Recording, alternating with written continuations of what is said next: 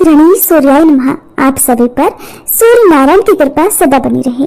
आज के इस वीडियो में आप सुनेंगे ज्येष्ठ मास महात्म्य का आगे का अध्याय, और इससे पहले का अध्याय सुनने के लिए आप सभी का बहुत बहुत धन्यवाद। अब सुनिए ज्येष्ठ मास महात्म्य में आज की कथा। श्री ब्रह्मा जी कहते हैं, हे महादेव, इस प्रकार अमित ओजस्वी भगवान भास्कर की रथ यात्रा करने वाला और दूसरे से करवाने वाला व्यक्ति परार्ध वर्षों तक अर्थात ब्रह्मा जी की आधी आयु तक सूर्यलोक में वास करता है। उस व्यक्ति के कुल में न कोई दरिद्र होता है और न कोई रोगी।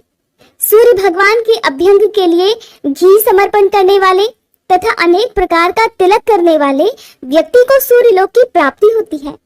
गंगा आदि तीर्थों से जल लाकर जो सूर्य नारायण को स्नान कराता है वह वरुण लोक में निवास करता है। लाल रंग का भात और गुड़ का नैवेद्य समर्पित करने वाला व्यक्ति प्रजापति लोक को प्राप्त करता है। भक्ति पूर्वक सूर्य नारायण को स्नान कराकर पूजन करने वाला व्यक्ति सूर्य लोक में निवास करता है। जो व्यक्ति सूर्य देव को रथ चढ़ाता है, रथ के मार्ग को पवित्र करता और पुष्प तोरण पताका आदि से सजाता है, वह वायु लोक में निवास करता है। जो व्यक्ति नृत्य गीत आदि के द्वारा वृहद उत्सव मनाता है, वह सूर्य लोक को प्राप्त करता है।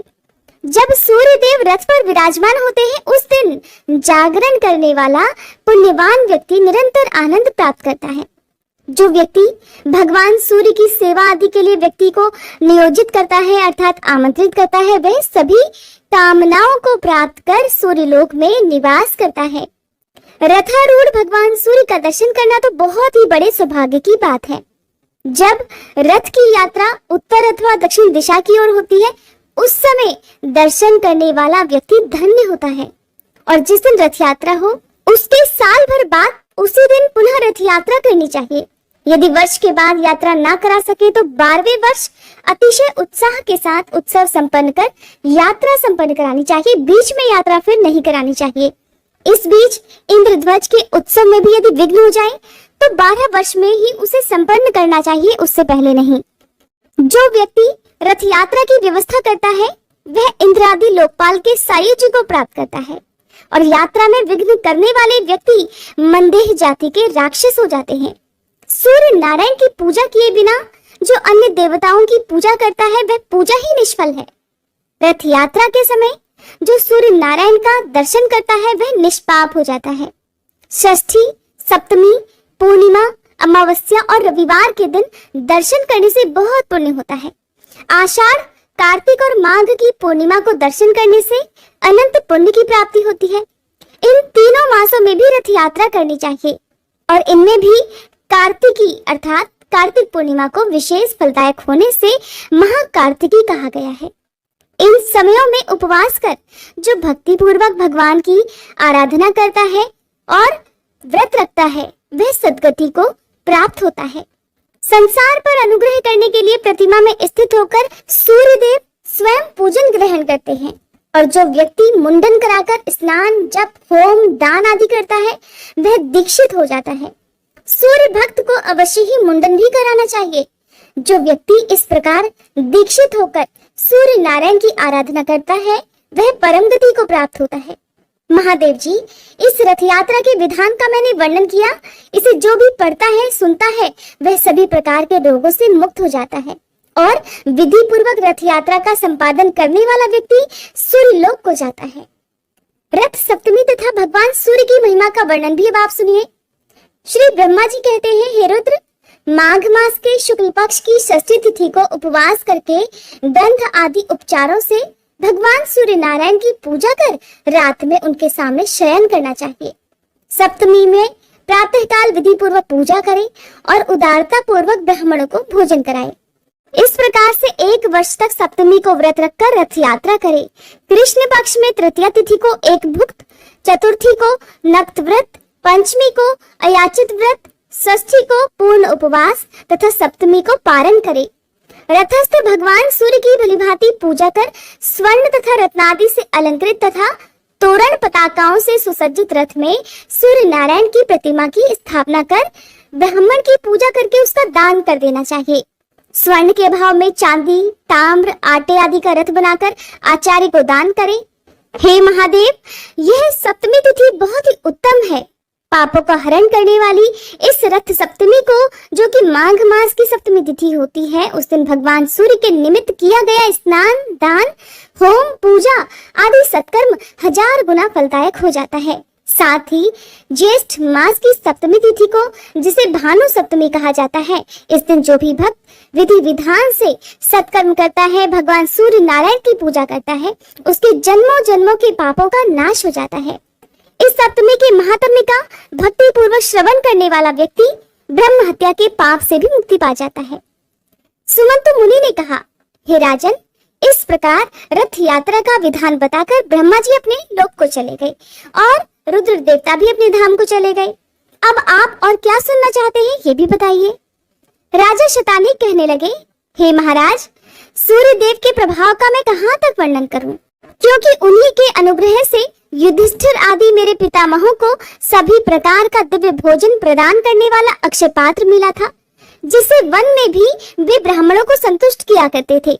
जिन भगवान सूर्य की देवता, ऋषि, सिद्ध तथा मनुष्य आदि निरंतर आराधना करते हैं तथा उन भगवान भास्कर के महात्म्य को अनेकों बार सुनते हैं, किंतु मुझे उनका महात्म्य अनेकों बार सुनते सुनते भी तृप्ति नहीं होती। जिनसे ये संपूर्ण विश्व उत्पन्न हुआ है तथा जिनके उदय होने से ही सारा संसार चेष्टावान होता है, जिनके हाथों से लोक पूजित ब्रह्मा जी और विष्णु तथा ललाट से शंकर जी उत्पन्न हुए हैं, उनके प्रभाव का वर्णन भला कौन कर सकता है। अब मैं ये सुनना चाहता हूँ कि जिस मंत्र, स्तोत्र, दान, स्नान, जप, पूजन, होम, व्रत तथा उपवास आदि कर्मों के करने से भगवान सूर्य प्रसन्न होकर सभी कष्टों को निवृत्त करते हैं, अर्थात दूर करते हैं और संसार सागर से मुक्त करते हैं, आप उन्हीं उत्तम मंत्र, स्तोत्र, रहस्य, विद्या, पाठ, व्रत आदि को बताइए, जिनसे भगवान सूर्य का कीर्तन हो और जीवा धन्य हो जाए, क्योंकि जीवा भी वही धन्य होती है जो भगवान सूर्य का स्तवन करती है। सूर्य की आराधना के बिना ये शरीर तो व्यर्थ है। एक बार भी सूर्य नारायण को प्रणाम करने से प्राणी का भवसागर से उद्धार हो जाता है।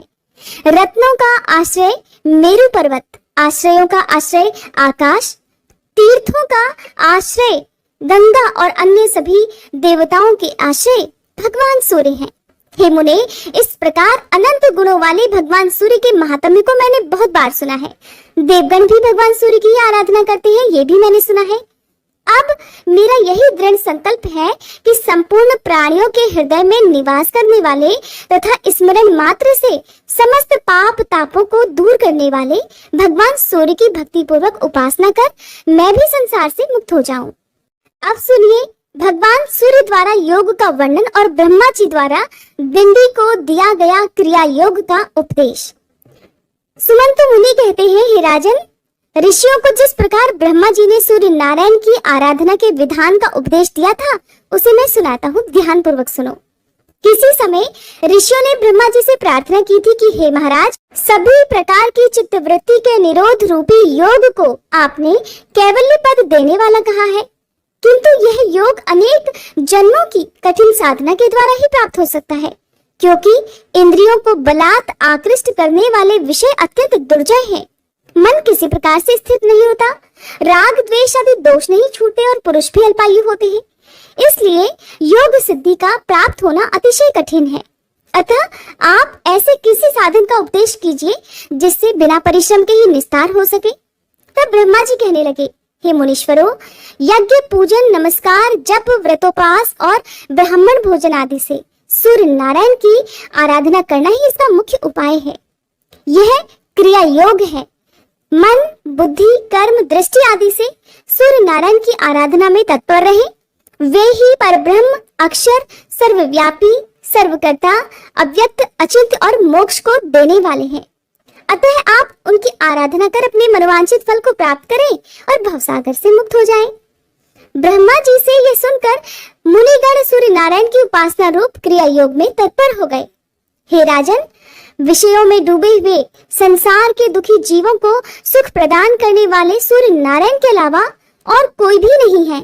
इसलिए उठते, बैठते, चलते, सोते, भोजन करते हुए सदा सूर्य नारायण का ही स्मरण करें। भक्ति पूर्वक उनकी आराधना में प्रवृत्त हो जाओ। जिससे जन्म मरण आदि व्याधि से युक्त इस संसार समुद्र से तुम पार हो जाओगे। जो पुरुष जगत करता, सदा वरदान देने वाले, दयालु और ग्रहों के स्वामी श्री सूर्य नारायण की शरण में जाता है, वह अवश्य ही मुक्ति प्राप्त करता है। सुमंतु मुनि ने इस प्रकार पुनः कहा, हे राजन, प्राचीन काल में दिंडी को ब्रह्म हत्या लग गई थी।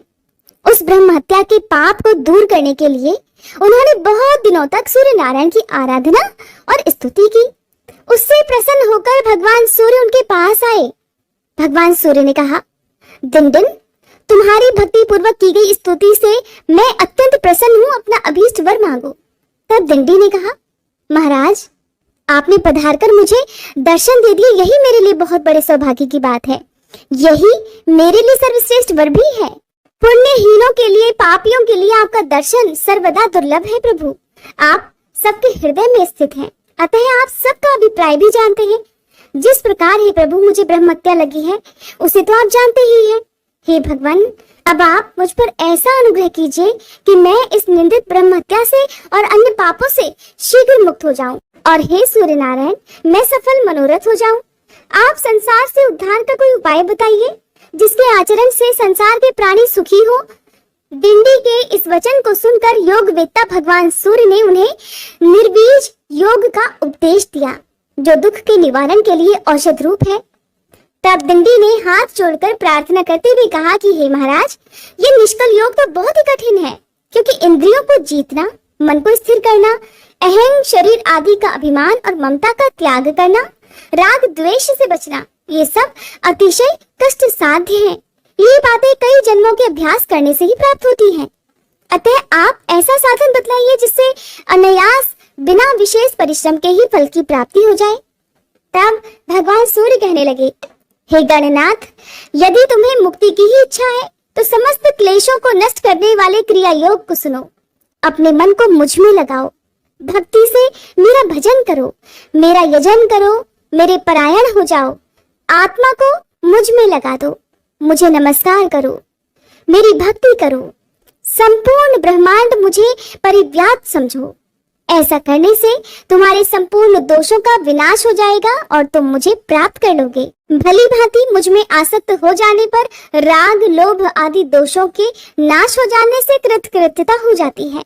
अपने मन को स्थिर करने के लिए सोना, चांदी, ताम्र, पाषाण, काष्ठ आदि से मेरी प्रतिमा का निर्माण कराकर या चित्र ही लिखकर विविध उपचारों से भक्ति पूर्वक उसका पूजन करो।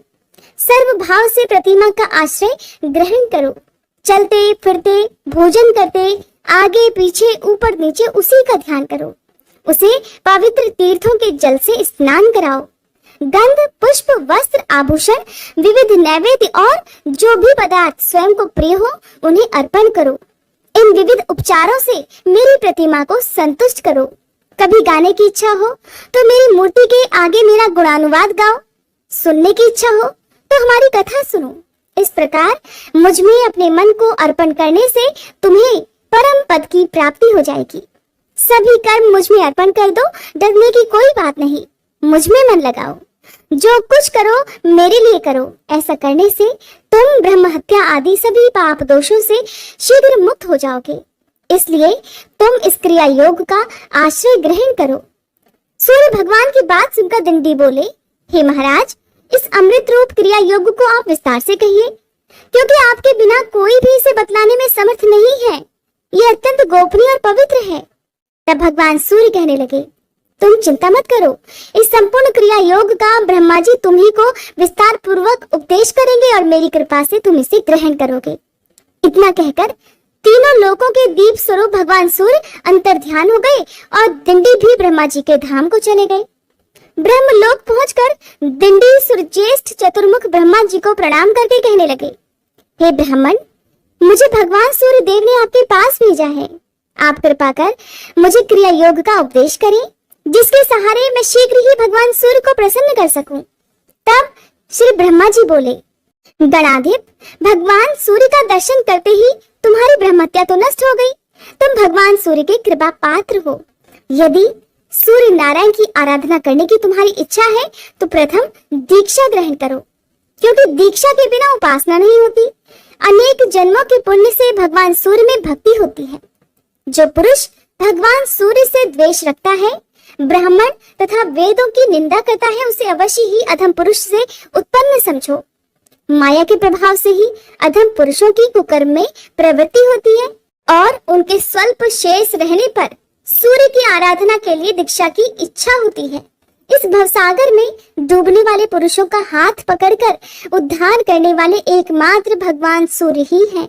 इसलिए तुम दीक्षा ग्रहण कर भगवान सूर्य में तन्मय होकर उनकी उपासना करो। इससे शीघ्र ही भगवान सूर्य तुम पर अनुग्रह करेंगे। दिंडी ने पूछा, हे महाराज, दीक्षा का अधिकारी कौन पुरुष है और दीक्षा ग्रहण करने के बाद क्या करना चाहिए, कृपया आप इसे भी बताइए। तब श्री ब्रह्मा जी कहने लगे, हे दिंडिन, दीक्षा ग्रहण की इच्छा वाले व्यक्ति को मन, वचन और कर्म से हिंसा नहीं करनी चाहिए। सूर्य भगवान में भक्ति करनी चाहिए। दीक्षित ब्राह्मणों को सदा नमस्कार करना चाहिए। किसी से द्रोह नहीं करना चाहिए और सभी प्राणियों को सूर्य के रूप में समझना चाहिए। देव, मनुष्य, पशु, पक्षी, चींटी, वृक्ष, पाषाण आदि जगत के सभी पदार्थों और आत्मा को सूर्य से भिन्न न समझकर मन, वचन और कर्म से जीवों में पाप बुद्धि नहीं करनी चाहिए। ऐसा ही पुरुष दीक्षा का अधिकारी होता है। जो गति सूर्य नारायण की आराधना से प्राप्त होती है वो न तो तप से मिलती है और न बहुत दक्षिणा वाले यज्ञों के करने से। सभी प्रकार से जो भगवान सूर्य का भक्त है वह धन्य है। उस सूर्य भक्त के अनेक कुलों का उद्धार हो जाता है। जो अपने हृदय प्रदेश में भगवान सूर्य की अर्चा करता है वह निष्पाप होकर सूर्य लोक को प्राप्त होता है। सूर्य का मंदिर बनाने वाला अपनी 7 पीढ़ियों को सूर्य लोक में निवास कराता है और जितने वर्षों तक उस मंदिर में पूजा होती है उतने 1000 वर्षों तक वह सूर्य लोक में आनंद का भोग करता है। निष्काम भाव से सूर्य की उपासना करने वाला व्यक्ति मुक्ति को प्राप्त करता है। जो उत्तम लेप, सुंदर पुष्प, अतिशय सुगंधित धूप प्रतिदिन सूर्य नारायण को अर्पित करता है वह यज्ञ के फल को प्राप्त करता है। यज्ञ में बहुत सामग्रियों की अपेक्षा रहती है, इसलिए मनुष्य यज्ञ नहीं कर सकते, परंतु भक्ति पूर्वक दूर्वा से भी सूर्य नारायण की पूजा करने से, यज्ञ करने से भी अधिक फल की प्राप्ति हो जाती है। इसलिए हे दिंडिन, गंध, पुष्प, धूप, वस्त्र, आभूषण तथा विविध प्रकार के नैवेद्य जो भी प्राप्त हो सके और जो तुम्हें प्रिय हो उन्हें भक्ति पूर्वक सूर्य नारायण को निवेदित करो। तीर्थों के जल, दही, दूध, घी, शक्कर और शहद से उन्हें स्नान कराओ। गीत, वाद्य, नृत्य, स्तुति, ब्राह्मण भोजन, हवन आदि से भगवान को प्रसन्न करो, किंतु सभी पूजाएं भक्ति पूर्वक और विश्वास के साथ होनी चाहिए। मैंने भगवान सूर्य की आराधना करके ही सृष्टि की है। विष्णु उनके अनुग्रह से ही जगत का पालन करते हैं और रुद्र ने उनकी प्रसन्नता से ही इस सृष्टि की संहार शक्ति प्राप्त की है। ऋषिगण भी उनकी ही कृपा प्रसाद को प्राप्त कर मंत्रों का साक्षात्कार करने में समर्थ होते हैं। इसलिए हे दिंडी, तुम भी पूजन, व्रत, उपवास आदि से वर्ष पर्यंत भगवान सूर्य की आराधना करो, जिससे सभी क्लेश दूर हो जाएंगे और तुम शांति प्राप्त करोगे। हरे कृष्णा। आज के अध्याय में बस इतना ही। इसके आगे की कथा आप सभी अगले अध्याय में जरूर सुनिएगा।